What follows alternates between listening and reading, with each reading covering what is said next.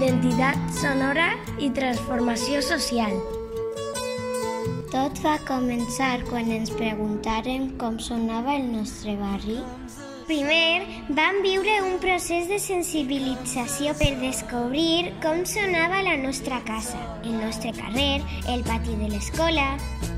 Vam enregistrar els sons i amb el programa Acuscapes vam crear paisatges sonors. Ara ja estàvem preparats per fer una ruta sonora amb els llocs particulars del barri del Cabanyal.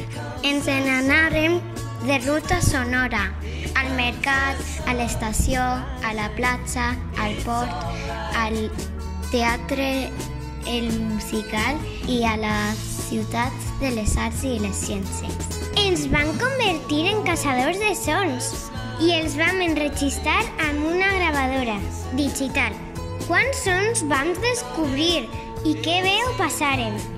Després, amb els nostres grups de treball, vam explorar els sons i vam dir les seues característiques. Amb això, vam ser capaços de definir entorns sonors que havíem visitat.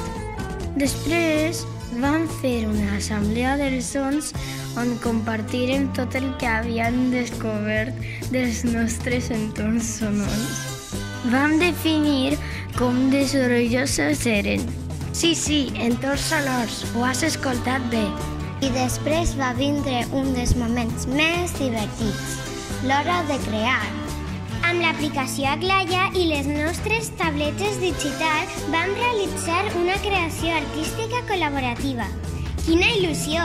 Com ens vam riure fent-ho! Creativitat i col·laboració al poder. Per últim, van representar el son de les nostres creacions amb fils de llana de colors. Vam aprendre a fer el que era una partitura gràfica. I amb tot això, màgia! Varem dissenyar aquests postals sonores del present. Mireu-les, mireu-les! I tatxan! La nostra ruta sonora!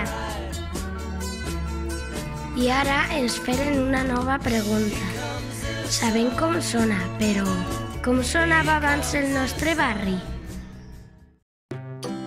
I per a recordar els sons del passat necessitàvem ajuda. De qui? Clar, de la gent gran. Ens convertirem en entrevistadors i entrevistadores.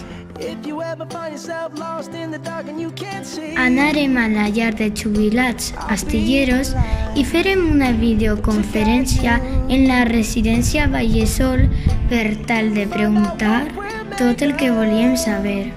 Quins sons recordeu del mercat? A què sonava l'estació? Ens contaren les seues millors historietes. Que bonic va ser escoltar-los. Després d'això, recopilarem la informació i farem un llistat de quins sons eren els que sonaven a cada lloc. Una vegada ho teníem, gravàrem els nostres veus per a contar la història de cada localització. El so ens havia permès recordar i evocar el passat. Increïble! I a les tablets buscarem fotos del passat que es relacionaren amb el so del que parlàvem. Quan ja tenien les reconstruccions dels sons, màgia!